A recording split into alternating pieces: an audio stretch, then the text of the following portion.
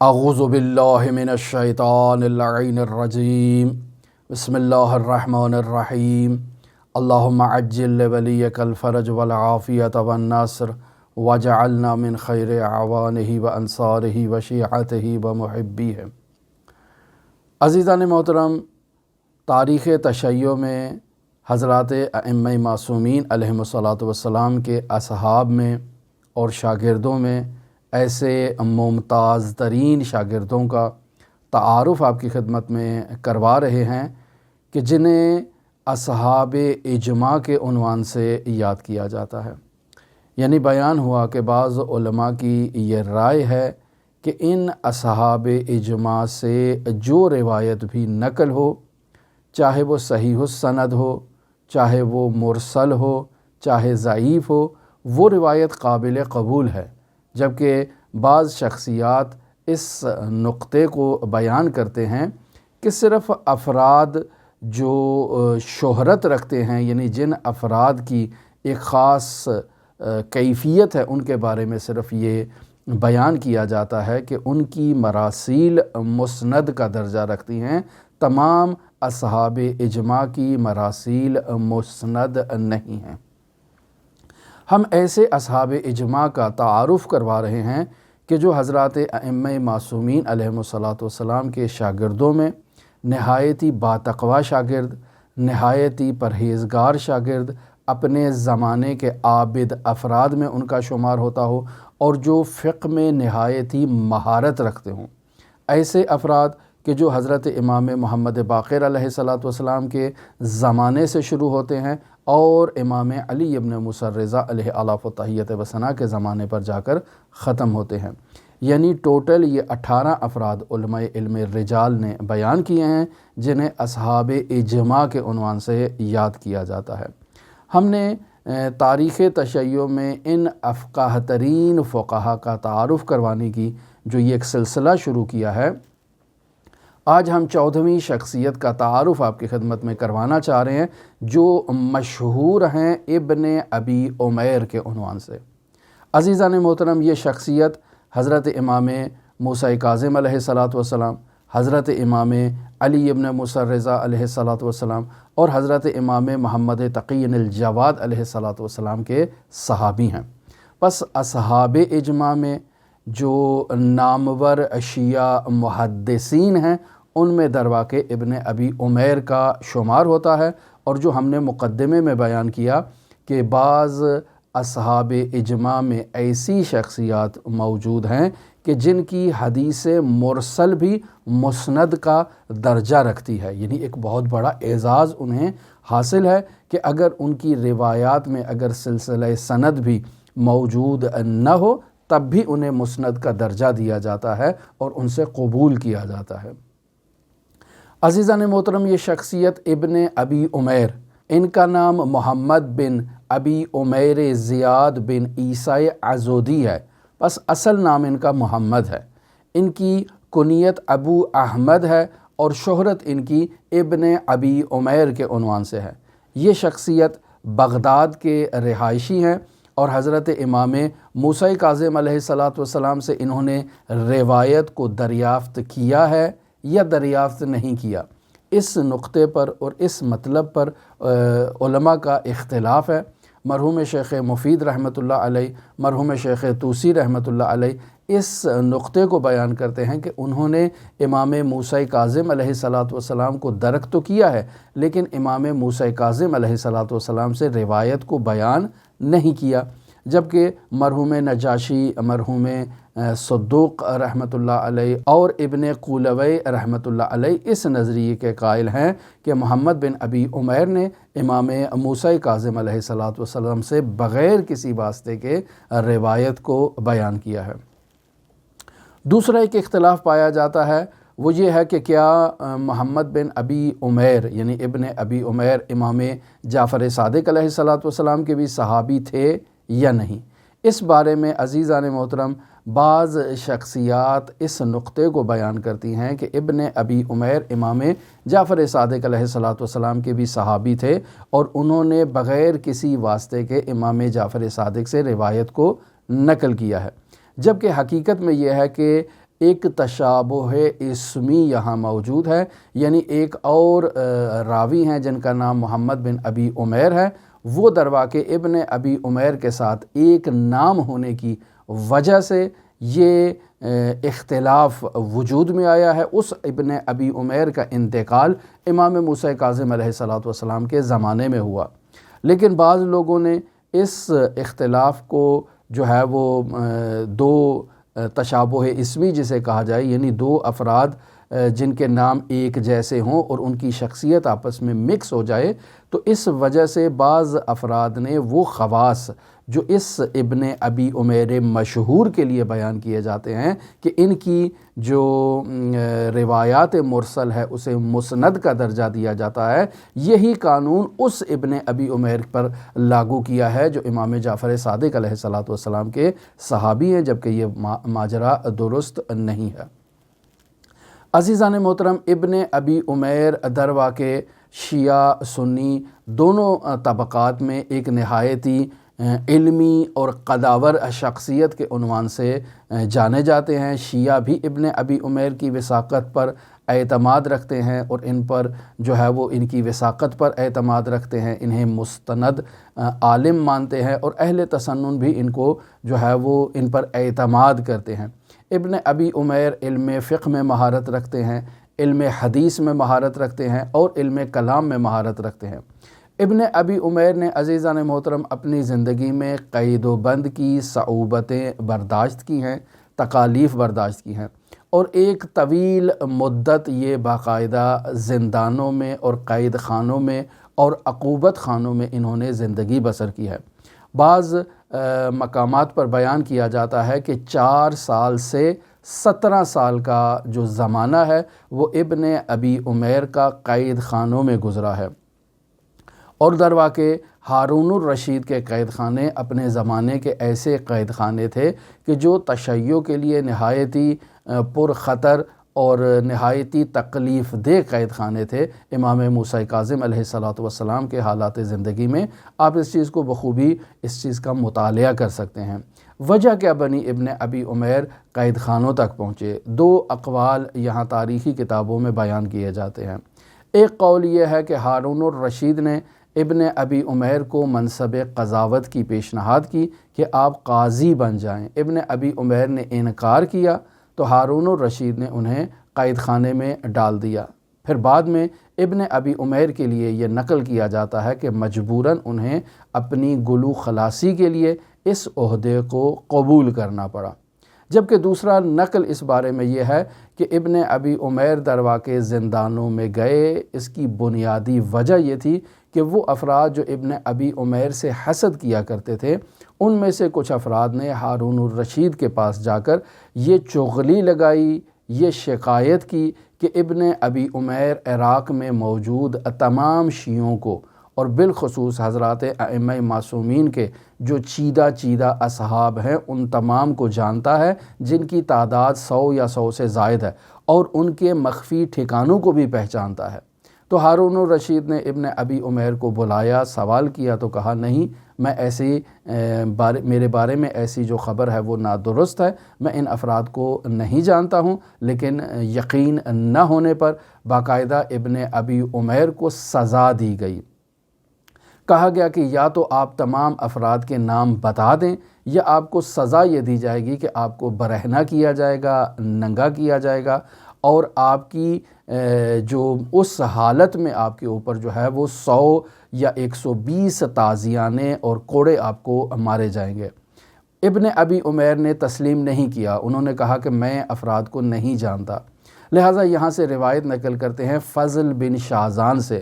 فضل بن شازان کہتے ہیں کہ میں نے خود ابن ابی عمیر سے اس مطلب کو سنا۔ وہ یہ کہتے ہیں کہ جب مجھے 2 درختوں کے درمیان باندھ کر برہنہ کر کے تازیانے مارے جا رہے تھے اور تازیانیوں کی تعداد جب 100 تک پہنچ چکی تھی تو میں ہمت ہار گیا اور میں بتانا چاہتا تھا کہ وہ افراد کون ہیں، لیکن مجھے آواز آئی محمد بن یونس بن عبد الرحمن کی، جو مجھے کہہ رہے ہیں کہ اتق اللہ یا محمد ابن ابی عمیر، یعنی اے محمد ابن ابی عمیر تم تقوی اختیار کرو، اللہ کے نزدیک جو تمہارا مقام ہے تم اس مقام کو یاد کر کے صبر و تحمل کا مظاہرہ کرو۔ لہٰذا ابن ابی عمیر کہتے ہیں کہ میں نے جب 100 تازیانے کھا لیے اور ہمت ہارنے لگا تو محمد بن یونس بن عبد الرحمن کی اس آواز کو سن کر میں نے جو ہے وہ دوبارہ ہمت باندھی اور 120 کوڑے میں نے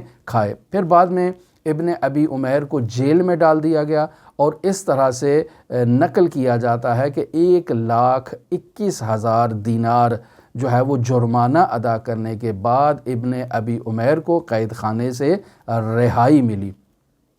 البتہ ابن ابی عمیر کے جو ان کا پیشہ تھا، جو ان کا کاروبار تھا، وہ بیان کیا جاتا ہے کہ وہ کپڑے کا کام کیا کرتے تھے۔ جتنا منافع انہیں حاصل ہوتا تھا وہ اسے فقراء میں، بالخصوص شیعہ فقراء میں، مؤمنین میں، یا قرض کی صورت میں یا ہبہ کی صورت میں ان میں تقسیم کر دیا کرتے تھے۔ حضرت امام علی ابن موسیٰ رضا علیہ الاف و تحیت و ثنا کا زمانہ ایک وہ زمانہ تھا جس میں شیعوں کے لیے تھوڑا مشکلات کم تھیں، لیکن امام رضا علیہ السلام کی شہادت کے بعد ابن ابی عمیر پر دوبارہ مشکلات آئیں اور ابن ابی عمیر کے تمام اموال کو غارت کر لیا گیا۔ ابن ابی عمیر کے بارے میں عزیزان محترم تاریخ میں یوں بیان کیا جاتا ہے کہ وہ کٹر قسم کے شیعہ تھے، لہٰذا ان کے مشائخ میں بیان کیا جاتا ہے کہ انہوں نے شیعہ روات سے، شیعہ علماء سے بھی استفادہ کیا ہے اور اہل تسنن مشائخ بھی ان کے اساتید کی فہرست میں موجود ہیں، لیکن ابن ابی عمیر روایت جب نقل کرتے ہیں تو صرف اور صرف امیر المؤمنین علی ابن ابی طالب علیہ الاف و تحیت و ثنا کے عقیدت مند اصحاب اور اساتید سے وہ روایت کو نقل کرتے ہیں۔ عزیزان محترم مشائخ ابن ابی عمیر میں ابو بصیر کا نام موجود ہے، جمیل بن دراج کا نام موجود ہے، حماد بن عیسیٰ اور حماد بن عثمان کا نام موجود ہے، معاویہ بن عمار کا نام موجود ہے، معاویہ بن وہب کا نام موجود ہے، اور ایسی ہی نامور شخصیات ابن ابی عمیر کے مشائخ میں موجود ہے۔ ابن ابی عمیر کا نام عزیزان محترم 645 روایات کے سلسلہ سند میں موجود ہے، اور ابن ابی عمیر کے اگر شاگردوں میں دیکھیں تو وہاں بھی نہایت ہی ممتاز ترین شخصیات موجود ہیں۔ مثلا احمد بن محمد بن خالد برکی موجود ہیں، علی بن مہزیار جو ایک بہت بڑا نام ہے وہ موجود ہے، فضل بن شازان موجود ہے، محمد بن خالد برکی موجود ہے۔ یہ تمام شخصیات ایک بڑا نام ہے، اور اس کے علاوہ بے پناہ نام کتابوں میں بیان کیے جاتے ہیں جو ابن ابی عمیر کے مشائخ میں موجود ہیں۔ عزیزان محترم ایک قول ابن ابی عمیر سے متعلق جو ہے وہ بیان کیا جاتا ہے، اور وہ یہ ہے کہ مراسیل ابن ابی عمیر در واقع مسانید ہے۔ عزیزان محترم مرسل کس روایت کو کہتے ہیں؟ اس روایت کو کہتے ہیں کہ جس کے سلسلہ سند میں ایک یا ایک سے زائد افراد جو ہیں وہ موجود نہ ہو۔ مثلا ابن ابی عمیر کے بارے میں یہ قول ہے کہ انہوں نے امام موسیٰ کاظم سے روایت کو نہیں سنا بغیر واسطے کے، یعنی واسطے کے ساتھ سنا ہے۔ امام جعفر صادق سے جو روایت سنی ہے وہ وصایت کے ساتھ سنی ہے۔ امام جو ہے وہ محمد باقر ہیں، امام زین العابدین ہیں، یہ جتنی بھی شخصیات ہیں، تو ابن ابی عمیر نے ڈائریکٹ ان ہستیوں سے تو روایت کو نہیں سنا ہے۔ یقینی بات ہے ایک مستند سلسلہ سند کے ساتھ انہوں نے روایات کو دریافت کیا ہے، لیکن اگر ابن ابی عمیر روایت کو نقل کر رہے ہیں امام محمد باقر سے، لیکن سلسلہ سند میں وہ افراد جو بیان کیے جاتے ہیں وہ ایک یا ایک سے زائد افراد موجود نہ ہوں، تو ایسی روایات کو مرسل کہا جاتا ہے، یعنی جس کے سلسلہ سند میں ارسال پایا جاتا ہے، یعنی افراد موجود نہیں ہیں، مکمل سند موجود نہیں ہے۔ لیکن چونکہ مکمل سند نہیں ہے، اس کے باوجود ایسی روایات مرسل پر علماء عمل نہیں کرتے ہیں اور اسے ترک کر دیتے ہیں، لیکن ابن ابی عمیر کو یہ اعزاز حاصل ہے کہ ان کی مراسیل در واقع مسند کا درجہ رکھتی ہیں۔ اس کی باقاعدہ وجہ کیا ہے؟ عزیزان محترم ابن ابی عمیر نے بے پناہ کتابیں لکھی ہیں جن کی تعداد 94 بیان کی جاتی ہے، لیکن ان 94 کتابوں کو ابن ابی عمیر کی زندگی میں ہی نابود کر دیا گیا۔ در واقع ماجرا کیا ہے؟ ماجرا وہی ہے کہ ابن ابی عمیر کو جو ہم نے بیان کیا کہ 4 سال سے 17 سال تک باقاعدہ ہارون الرشید کے زمانے میں قید خانے میں ڈالا گیا۔ جب ابن ابی عمیر کو گرفتار کر کے لے کر گئے تو ابن ابی عمیر کی ہمشیرہ، ان کی بہن، خائف ہو گئیں کہ کہیں اگر انہیں گھر میں ابن ابی عمیر کی کتابیں مل جائیں تو یہ ابن ابی عمیر کو تکلیف پہنچائیں گے۔ مزید انہیں یقین ہو جائے گا کہ ابن ابی عمیر ان افراد کو پہچانتے تھے، تبھی تو ان سے روایت کر رہے ہیں، لہٰذا ان کے پاس ان کے ایڈریس اور نام وغیرہ سب کچھ موجود ہوگا۔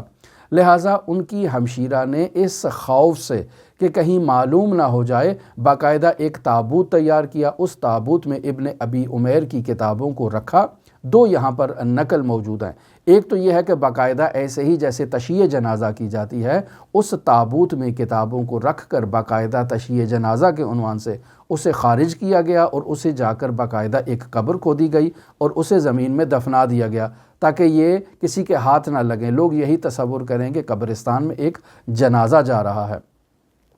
بعد میں وہ لکڑی کے تابوت میں موجود کتابیں آہستہ آہستہ دیمک کھانے کی وجہ سے، نمی کی وجہ سے، زمین کے نیچے ہونے کی وجہ سے وہ تمام کتابیں نابود ہو گئیں۔ دوسرا قول یہ نقل کیا جاتا ہے کہ ابن ابی عمیر کی ہمشیرہ نے انہیں اپنے گھر کے انڈر گراؤنڈ، جسے فارسی میں سرداب کہا جاتا ہے، وہیں کہیں مخفی کر دیں اور وہاں نمی کی بدولت، بارش کا پانی پہنچنے کی بدولت وہ کتابیں خراب ہو گئیں۔ قصہ مختصر کہ دونوں حالتوں میں ان کی ہمشیرہ نے ایک مثبت غرض سے کہ ابن ابی عمیر کی گلو خلاصی ہو جائے، ان کی جان بچ جائے، ان کی کتابوں کی در واقع انہوں نے اپنی طرف سے حفاظت کی، لیکن وہ تمام کتابیں نابود ہو گئیں۔ پھر اس کے بعد ابن ابی عمیر جب قید خانے سے واپس تشریف لائے اور انہیں ماجرا کا علم ہوا کہ میری 94 کتابیں اس انداز میں نابود ہو گئی ہیں، تو انہوں نے اپنے حافظے کی بنیاد پر ان کتابوں کو دوبارہ جو ہے وہ جمع کرنا شروع کیا، اور اس طرح سے 40 کتابوں میں دوبارہ ابن ابی عمیر نے ان تمام موضوعات کو اور مطالب کو اپنے حافظے سے تحریر کیا اور ان کتابوں کا نام رکھا النوادر۔ لیکن چونکہ حافظے سے لکھا تو بعض روایات میں جو ہے وہ ارسال موجود ہے، اس وجہ سے علماء اتفاق کرتے ہیں کہ اس شخصیت نے جو اس قدر مورد اعتماد ہے، اس قدر جو پختہ شیعہ ہے کہ جو کبھی غیر ثقہ شخص سے اور غیر معتمد شخص سے روایت کو نقل نہیں کرے گا، تو اس کی جتنی روایات بھی ابن ابی عمیر نے بیان کی ہیں، اگرچہ ان میں ارسال موجود ہیں، وہ روایات مرسل ہیں، لیکن وہ مسند کا درجہ رکھتی ہیں اور انہیں وہ اعتبار حاصل ہے۔ عزیزان محترم، ابن ابی عمیر کی زندگی سے 2 واقعات بھی آپ کی خدمت میں نقل کرتا چلوں۔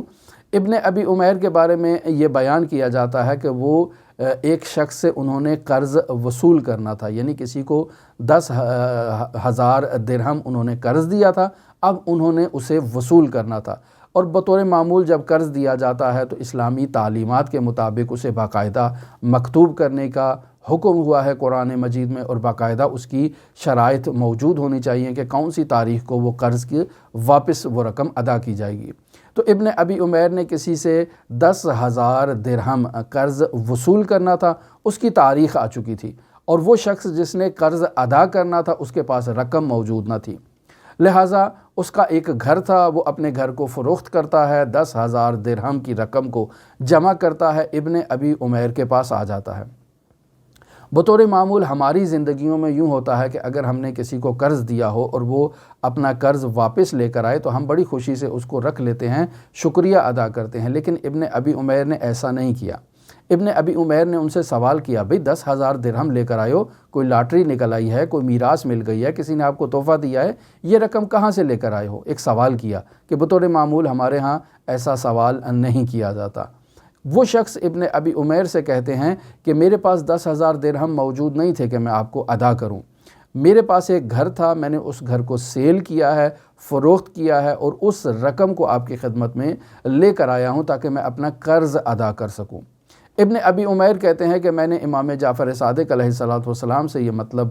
سنا ہے کہ حضرت فرماتے ہیں کہ قرض کی ادائیگی کے لیے اس رقم کو گھر سے نہیں نکالا جاتا، یعنی در واقع گھر مستثنیات میں سے ہے، اسے استثناء حاصل ہے۔ اگر کسی نے قرض کی رقم کو ادا کرنا ہے یا اپنا دین ادا کرنا ہے تو وہ اپنا گھر نہیں بیچ سکتا ہے، چونکہ گھر اس کی ضرورت ہے، اس کا وہ اثاثہ ہے کہ جسے استثناء حاصل ہے۔ لہٰذا اسلامی قانون بھی یہی ہے کہ اگر کسی شخص کے پاس گھر نہیں ہے اور وہ جس گھر میں رہ رہا ہے وہی اس کی پراپرٹی ہے، وہی اس کا اثاثہ ہے، تو ایسے میں اگر وہ مقروض ہوگا تو اس کو اس گھر سے نہیں نکالا جائے گا، بلکہ اس کے قرض کو قسطوں پر جو ہے وہ ڈیوائیڈ کر دیا جائے گا، اس کی درآمد کو ایک حصے کو قرض کی ادائیگی کے ساتھ مخصوص کر دیا جائے گا۔ لہٰذا حاکم اسلامی کو بھی یہ حق حاصل نہیں ہے کہ وہ کسی ایسے شخص کو اس گھر سے بے دخل کرے۔ البتہ ہمارے معاشرے میں ایسے اسلامی قوانین کہاں رائج ہے؟ بینک سے لون لیا ہے، گھر جو ہے وہ لے لیا ہے، اب بینک نے اگر قسطیں ادا نہیں ہوئی ہیں تو بینک جو ہے وہ اس شخص کو گھر سے نکال دیتا ہے، گھر پہ قبضہ کر لیتا ہے، اس پہ اپنا جو ہے وہ کنٹرول جما لیتا ہے کہ آپ یہاں نہیں رہ سکتے ہیں، کیوں؟ چونکہ یہ گھر جو ہے وہ میرے پیسوں سے خریدا گیا ہے، جبکہ یہ اسلامی تعلیمات کے برخلاف ہے۔ اسلامی تعلیمات اس بات کی اجازت نہیں دیتی ہیں۔ لہٰذا یہاں عزیزان محترم ابن ابی عمیر نے انہیں یہ کہا کہ میں نے امام جعفر صادق سے ایک ایسا مطلب سنا ہے، مجھے اس 10,000 درہم سے یا دینار سے مجھے 1 دینار کی شدید ضرورت ہے، لیکن چونکہ تم نے اپنا گھر فروخت کر کے یہ رقم لے کر آئے ہو، لہٰذا میں وہ 1 دینار بھی اس سے وصول نہیں کروں گا، جاؤ یہ رقم واپس کرو اور اپنا گھر واپس لے لو، بعد میں تم مجھے وہ قرض کی رقم جو ہے وہ ادا کر دینا۔ عزیزان محترم، ابن ابی عمیر کی زندگی کا دوسرا واقعہ آپ کی خدمت میں بیان کروں کہ ابن ابی عمیر علم نجوم میں بہت مہارت رکھتے تھے، یہ ان کی زندگی میں بیان کیا جاتا ہے، اور بس اوقات یہ جو نجومی افراد نجوم میں ستاروں کی گردش سے اور ستاروں کی حرکت سے جب یہ ورطۂ حیرت میں مبتلا ہو جاتے ہیں تو بس اوقات ان کے اوپر جو ہے وہ ایک منفی اثر کا آنا، یہ ایک احتمال ہوتا ہے کہ یہ اس ستاروں کی گردش سے جس چیز کو سمجھ رہے ہیں اس سمجھنے سے ان کے وجود پر ایک منفی اثر لاگو ہو، اور یہ ایسا تصور کریں کہ گویا کہ اس کائنات کی تدبیر کا مدبر در واقع یہ ستارے ہیں۔ ایک ایسا احتمال ہو سکتا ہے کہ آپ آج کل دیکھیں ہمارے معاشرے میں، پاکستان میں یا دوسری ممالک میں یا دوسرے مقامات پر باقاعدہ یہ لوگ ستارہ شناس بیٹھے ہوتے ہیں اور افراد کا جو ہے وہ حال بتاتے ہیں کہ وہ ستارہ اس گردش میں ہے تو فلاں شخص کے ساتھ ایسے ہوگا، فلاں شخص کے ساتھ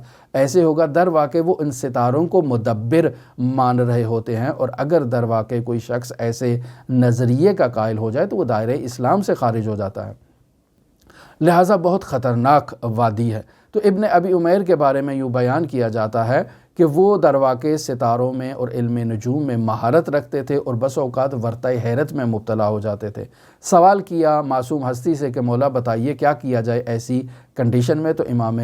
معصوم علیہ السلام سے ان کو یہ جواب ملا کہ جب بھی کوئی ایسی مشکل پیش آئے تو تم فوراً سب سے پہلے جو شخص تمہیں نظر آ رہا ہے اسے صدقہ دو تاکہ تمہارے اوپر سے دفع بلا ہو جائے، چونکہ صدقہ جو ہے وہ آفات کو دور کرتا ہے، بلاؤں کو دور کرتا ہے، لہٰذا تم اپنی انشورنس کرو اور صدقہ دے دو فوراً پہلا مستحق جو تمہیں نظر آتا ہے۔ عزیزان محترم، حضرات ائمہ معصومین یعنی امام موسیٰ کاظم علیہ السلام، امام علی ابن موسیٰ الرضا اور امام محمد تقی علیہ السلام کے یہ گراں قدر صحابی یعنی محمد ابن ابی عمیر، ان کا انتقال امام محمد تقی علیہ السلام کے دور امامت میں 217 ہجری قمری کو ہوتا ہے۔ ہماری دعا ہے کہ خداوند متعال ابن ابی عمیر کی ان تمام تر زحمات کو، تمام تر کاوشوں کو جو انہوں نے مذہب حقہ جعفریہ کی سربلندی میں انہوں نے جو زحمات اٹھائی ہیں، خداوند متعال ان زحمات کو اپنی بارگاہ میں قبول و مقبول فرمائے، محمد بن ابی عمیر کے درجات کو عالی و متعالی قرار دے۔ ہماری دعا ہے کہ خداوند متعال اس ماہ برکت، اس رمضان المبارک کی برکت سے خداوند متعال حضرت صاحب العصر، صاحب الزمان، منجی عالم بشریت، امام زمان، مہدی موعود کے ظہور میں تعجیل فرمائے اور ہمیں ان کے اصحاب و اعوان و انصار میں شمار فرمائے۔ اللہم صلی علی محمد و آل محمد وعجل فرج قائم آل محمد۔